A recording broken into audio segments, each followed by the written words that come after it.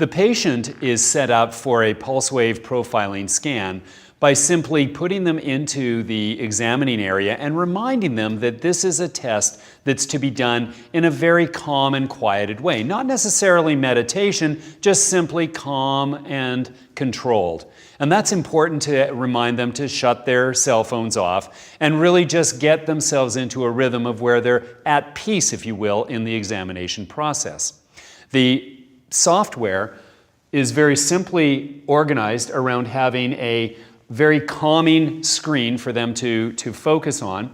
And so to set the patient up, what we do is that we very simply have them seated so that their hand will be at and around heart level.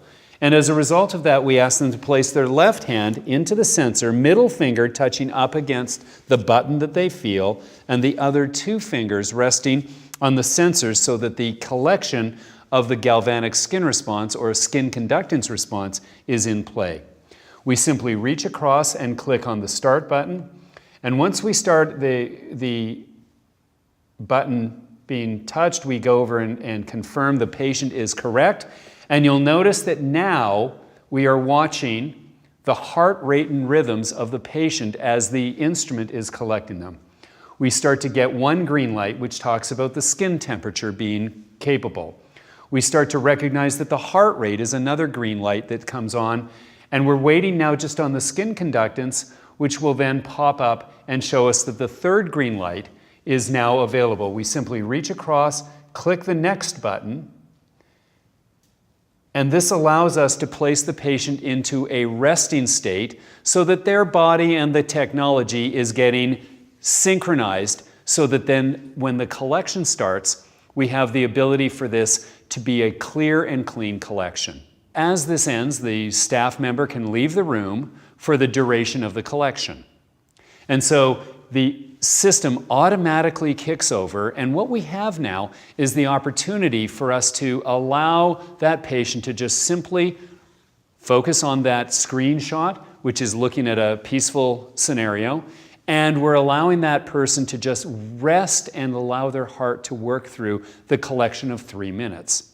The importance of doing this is that it gives us a chance to look at that balance within the nervous system. For a heart to beat properly, it has to be able to have a sympathetic trigger, which allows the heart to beat, but then it has to be able to have a parasympathetic braking system, which is controlled by the vagal nerve. And so it's so important to recognize that pulse wave profiling and heart rate variability is really a read on how well the vagal nerve is controlling that balance between the sympathetic stress that a person could be under, as well as their ability to modulate and keep up and adapt to that stress. And so we finish this scan by having the patient remove their hand, and at that time, we then simply follow through the directions that are in the software, because the scan data has been served to the cloud, and now we can go and call down the results so that we can then review them and share them with the patient.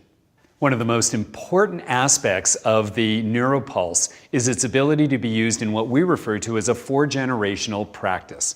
And what we mean by 4 generations is that whether it's a great-grandparent or whether it's a newborn, the neuroPULSE can be used. And the reason is that it has a very adaptive piece of equipment with it, which is an ear clip or a finger clip, so that even the youngest, a newborn or above, can have their pulse wave profile and HRV collected.